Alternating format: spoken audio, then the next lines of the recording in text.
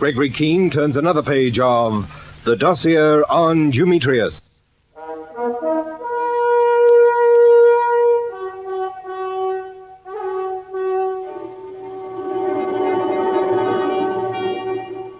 If you remember, when the attempt was made on the life of Peter Ridgway down in the Hyde Park Underground, Digby Mitchell tried to hobble the fellow who almost pushed Ridgway under the incoming train. But he missed. A little fat man got in his way and tripped him up. He was quite obviously one of the gang, planted on the spot to balk any pursuit. Mitchell followed the fat man to a house in a lane off the West India Dock Road, and they went ahead from there, counting on him to lead them to the headquarters of Dumetrius. But events had been moving in other directions. Cutts had rescued a girl called Sally Jones from the Red Feathers Club. The girl we'd talked to in the street the night we'd lost Peter Ridgway. And the combination of surrounding circumstances made it look very much as though we'd found him. Cutts phoned me from a public box near the girl's address and went back to watch her house. We didn't want Ridgway to slip through our fingers again. I joined him there, and we went up to Sally's rooms while Inspector Frayne and his men guarded the street window. Get set, Cutts. Who is it? Open the door, miss. But who is it? Major Keene and Sergeant Cutts. You'll have to let us in. We don't want to have to break your door down. Just a minute.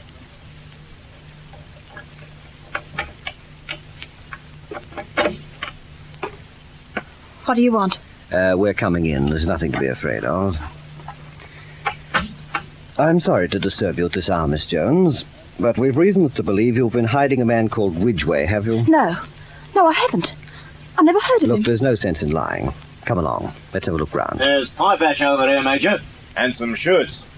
You see, Sally? Now come along, be a good girl. Tell us all about it. Peter Ridgway hasn't done anything.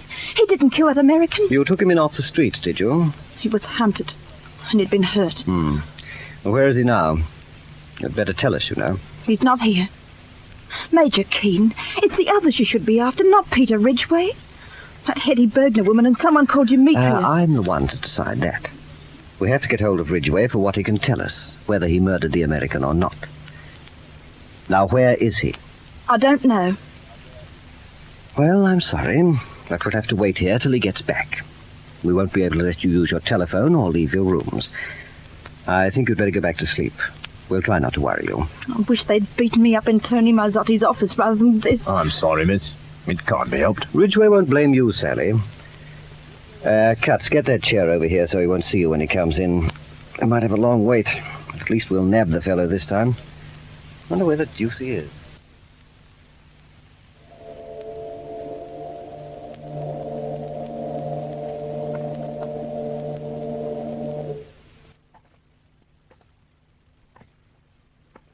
Do you think he spotted us, Digby? If he has, he hasn't let on. There he goes across the road. Looks as though he's heading for home. Look here, Peter, this could go on for months. This is the third night we've followed him about, and he might never go near Dumetrius. Why don't we tackle him and see what we can find out? Well, we could be making fools of ourselves. It's our only chance. I say go for him. We don't even know who he is yet. Now take it easy, we're getting too close. He turned into that lane there by the look of it. Hope this fog doesn't get any thicker. This is a fine way to spend a leave. Chasing a little fat character about the West India Dock Road. Oh, where's he gone? We turned in here, I'm certain he did. I can't see a thing. Hold it. I think I can see him by that loading platform. Where the devil are we? Behind some sort of a factory or warehouse or something. Hold on a minute. What's the matter? We've lost him. He must be in here somewhere. Listen for his steps. Hear anything? Not a sound. Only that ship. Shh. There's someone behind us. Looking for me, gentlemen? No, please don't turn around. Who are you? The little fat man? That is an unflattering description, but unfortunately true. To avoid unpleasantness, gentlemen, let me inform you that I am armed, that I am not 6 feet from you, that I will have no compunction in shooting you both, and that I would like you to walk straight ahead, if you please. Where are we going? That you will presently see. Come, gentlemen, I must insist that you do as I say. Walk straight ahead.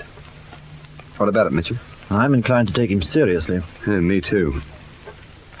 All right, whoever you are. Here we go. At the end of the lane, you will turn to your left into an alley. At the head of the alley, you will find some steps going up. I will be close behind you, gentlemen. Do nothing unwise.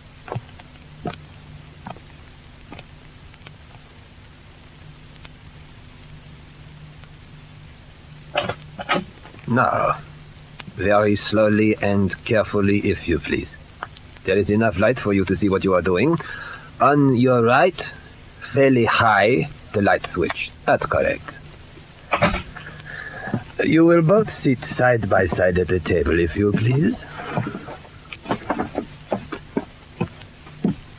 With your hands flat and in sight upon it.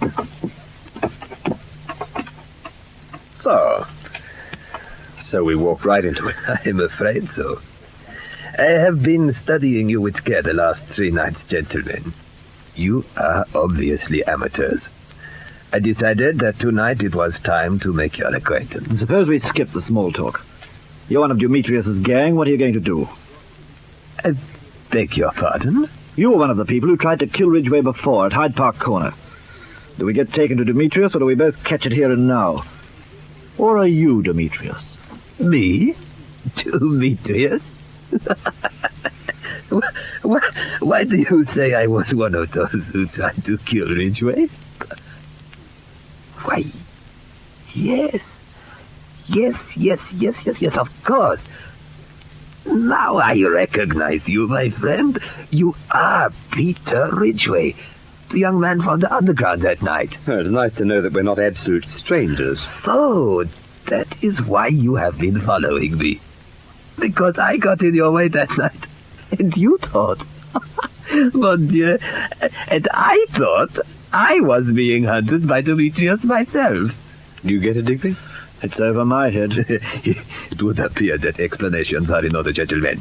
And to show you that what I am about to tell you is true, here, take my pistol. I assure you I am not mad. Take it. Oh, I'll be hanged. But if you're not one of Demetrius's chaps, who the dickens are you? Paul Bonnet, a citizen of France, at your service. Well, if it's not too much to ask, just exactly how do you fit into the scheme of things? That I propose to tell you, Mr. Ridgway. But first, since I trust we will in future be working together, I have a bottle we might share. It is a long story you are about to hear. I need friends. I am going to tell you all I know. And I want you to listen with care, because I am going to tell you the story of Dumetrius. Major Keene, I can't keep still. Waiting and waiting and waiting. They've never been back this late before. They, Sally. Peter and Digby Mitchell.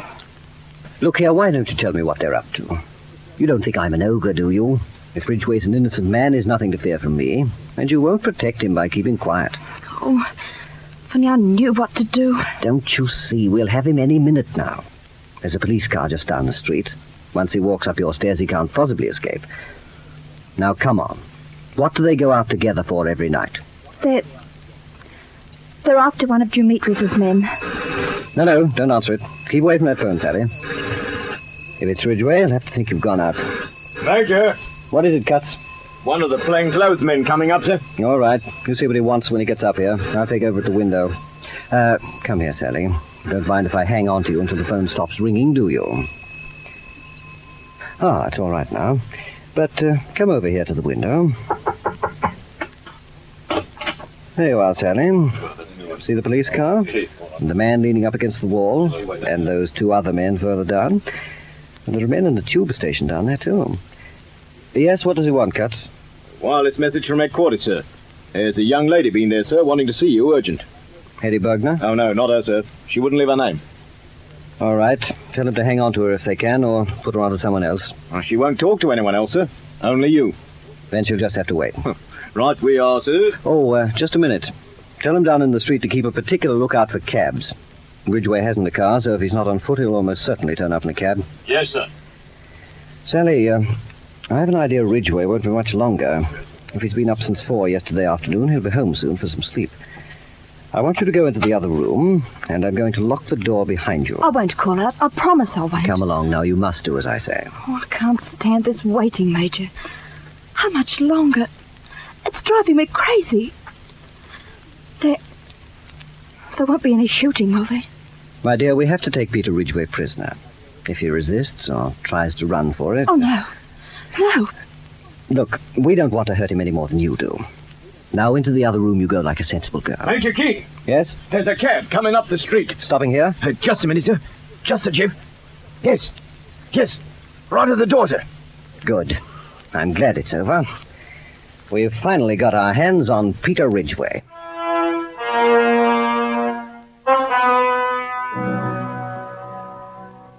The stage was set. Cuts was covering the cab from the window, and the street was sealed off at either end. Sally was locked in her bedroom. She couldn't warn him. There wasn't another vehicle in the street. 10 or 12 pairs of eyes were focused in the one direction. I didn't give a thought to the girl who wanted to see me on the embankment. I was waiting for Peter Ridgway to get out of his cab.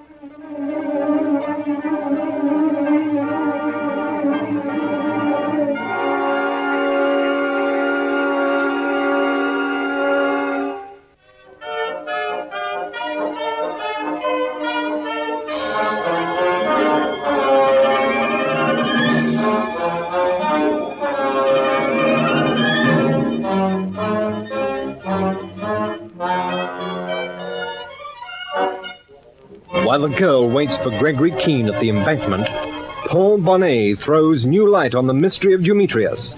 In the next chapter of this story of suspense, Dossier on Dumetrius.